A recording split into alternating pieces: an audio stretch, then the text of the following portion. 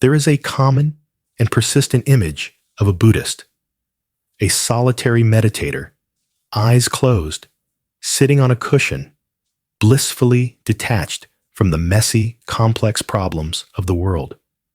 We're often taught that Buddhism is a purely internal path, that it's about finding your own peace, your own calm, and letting the world's noisy, painful issues, like racial injustice or economic inequality, just be. What if that's only half the story? What if the Dhamma teaches that you can't actually find personal liberation until you recognize that it's inseparable from the liberation of everyone? Welcome to the Mindful Compass. Today, we're asking a big question. What is the Buddhist ethical perspective on systemic problems? When we see deep, structural suffering, not just one person's sadness, but the suffering baked into our economies or our social hierarchies, is our only response to cultivate personal compassion? The answer is no. The Buddhist teachings provide a profound framework for understanding that systemic suffering is not separate from us. It is the large-scale, collective-level expression of the very same forces we fight in our own minds: greed, hatred, and delusion. To understand this, we first need to see that the Buddha's teachings on interconnectedness aren't just a nice poem. They are a description of reality. We are all part of a single, vast, interconnected system. Here is a modern way to understand how our personal practice connects to this. The analogy: the poisoned ecosystem. Imagine our society is a vast, ancient forest ecosystem. We are all the trees, plants, and animals living within it, completely dependent on the whole system for our health. Now, imagine a factory, a system, is built upstream, and it begins to dump a slow, steady stream of toxin into the groundwater. Racial injustice is a toxin of hatred and delusion. Extreme economic inequality is a toxin of greed. At first, maybe only the plants closest to the river get sick, but soon that poisoned water is in everything. It's in the soil, it's in the fruit, it's in the rain. Some trees, in the better parts of the forest, may look healthy for a while, but they are still drinking the same poisoned water. The entire ecosystem is compromised. Now, personal compassion is like finding one of the sickest trees and giving it your own small cup of clean water. This is a beautiful, kind, and necessary act. You should absolutely do it.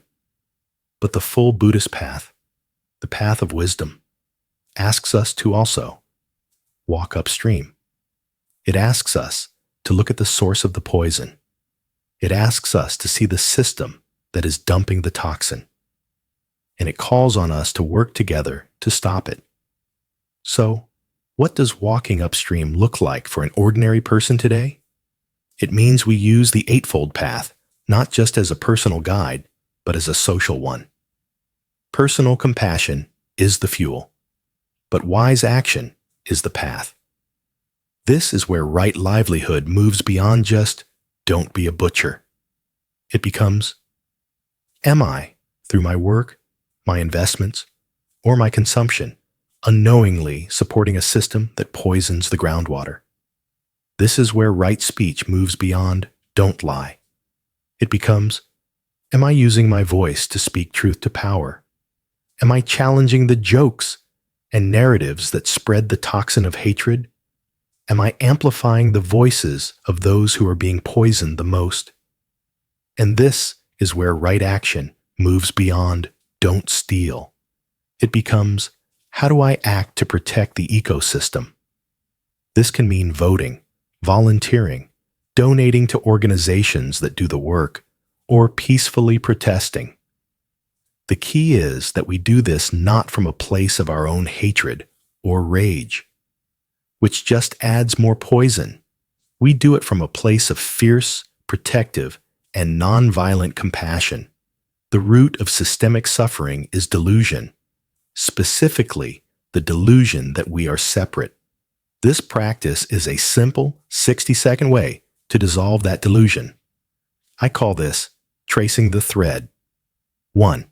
I invite you to pick up a simple object near you: your t-shirt, your mug of coffee, your smartphone. 2. Just hold it. Take one conscious breath. 3. Now, begin to gently trace its story backward. Let your mind wonder. 4. Whose hands stitched this shirt? Were they safe? Were they paid a fair wage? 5. Whose hands picked this coffee bean? Did they grow up in a healthy ecosystem? Do their children have enough to eat? 6. Whose hands mined the minerals for this phone? You don't need to find the answers. The practice is the act of asking. The practice is the connection. You are reminding your heart in a very real way that you are connected by 1,000 invisible threads to countless other beings. Their well-being is your well-being. That realization is the true source of all compassionate action. Buddhism is not a passive escape from the world. It is a courageous, clear-eyed, and compassionate engagement with the world, exactly as it is. It teaches us that we must do both kinds of work: the inner work of purifying our own hearts, and the outer work of healing the systems that poison our world. One is incomplete without the other. Tending to the sick tree is compassion. Walking upstream to stop the poison is wisdom. We are called to do both. If this perspective on engaged action was helpful, here are your next steps. First, please share this video with someone in your life who is passionate about social justice, but who might not see the connection to contemplative practice.